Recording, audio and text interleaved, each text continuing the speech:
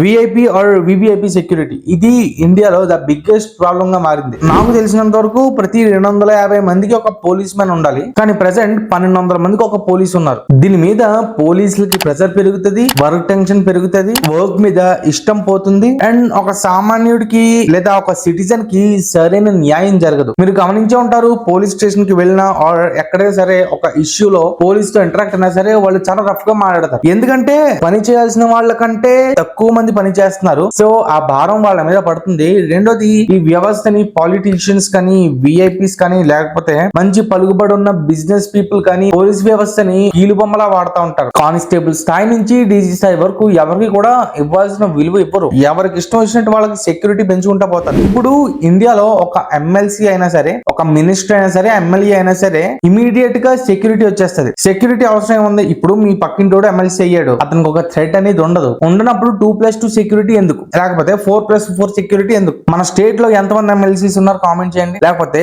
తెలంగాణలో ఎంతమంది ఎమ్మెల్సీస్ ఉన్నారో కామెంట్ చేయండి. లేకపోతే మినిస్టర్స్ ఎంతమంది ఉన్నారో కామెంట్ చేయండి. ఏ పోర్ట్ఫోలియోకి ఏ మినిస్టర్ ఉన్నారో కామెంట్ చేయండి. ఎవరికి తెలియదు, రెగ్యులర్ గా పాలిటిక్స్ ఫాలో అయ్యే వాళ్ళకి కూడా తెలియదు. అంత ఎక్కువ మంది నంబర్ ఉంటది. దాదాపు 54-57 మంది ఎమ్మెల్సీస్ ఉంటే ఒక్కొక్కరికి 4 సెక్యూరిటీ అంటే 200 మంది అక్కడికి వెళ్ళిపోతున్నారు. మన స్టేట్ లో అట్లీస్ట్ ఒక 5 ఎమ్మెల్సీస్ పేర్లు చెప్పండి, చెప్పలేరు. సో నేను చెప్పే కాన్సెప్ట్ ఏంటంటే ఇమీడియట్ గా ఈ విఐపి సెక్యూరిటీ అనే ఈ స్టేటస్ పోవాలి. నాకు తెలిసి ఎమ్మెల్సీస్ కి సెక్యూరిటీతో పని ఉండదు. తర్వాత ఎమ్మెల్యేస్ కి వీళ్ళకి కూడా ప్రతి ఒక్కరికి సెక్యూరిటీ పని ఉండదు. ఒక్కొక్కరికి 2+2 4+4 వై కేటగిరీలో అవసరం. పోనీ ఎమ్మెల్యే అనుకున్నాం, కొంచెం పని చేస్తారు, థ్రెట్ ఉంటది, 1+1 ఇవ్వండి. ఎమ్మెల్సీస్ కి రిమూవ్ చేయండి. ఇక మినిస్టర్స్ విషయానికి వస్తే సెంట్రల్ అండ్ స్టేట్ కలిపి చెప్తున్నాను. Prime minister, chief minister, home minister, రక్షణ శాఖ minister, finance minister, external affairs minister, వీళ్ళకి తప్ప మిగతా వాళ్ళకి మినిస్ట్రీ ఇవ్వాల్సిన పనే ఉంది. కొద్ది గొప్ప ఎడ్యుకేషన్ మినిస్టర్, ఇంకా వీళ్ళకి తప్ప మిగతా వాళ్ళకి సెక్యూరిటీ అవసరం లేదు. కానీ సెంట్రల్ లో 70-80 మంది మినిస్టర్స్ ఉంటే ప్రతి ఒక్కరికి వై కానీ